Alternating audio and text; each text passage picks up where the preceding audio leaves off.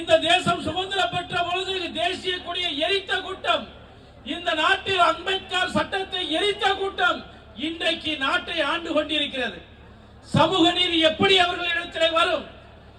எங்களிடத்திலே ஒட்டுமொத்த தேசத்திற்காக ஒன்றிணைந்து போராடிய கூட்டத்தை எல்லாம் நீ உயர்ந்தவன் தாழ்ந்தவன், உன்னுடைய சமூகம் பெரிய சமூகம், என்னுடைய சமூகம் பெரிய சமூகம், உன்னுடைய சமூகம் 2 கோடி, என்னுடைய சமூகம் 1 கோடி 3 கோடி என்று சொல்லி 40 கோடி கணக்கை சொல்ல வைத்த எங்களுடைய சமூகத்தை சொல்ல வைத்துவிட்டு சாதி சண்டை போட விட்டு எங்களை மீசையை முறுக்கி நீங்கள் ஆண்டு முழுவதும் சாதி சண்டை போட வேண்டும்.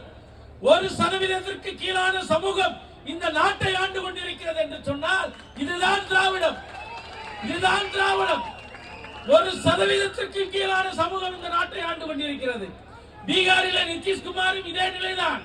நிதிஷ்குமார் இதே 2% கீழான சமூகத்தை சேர்ந்தவர் தான் நிதிஷ்குமார்.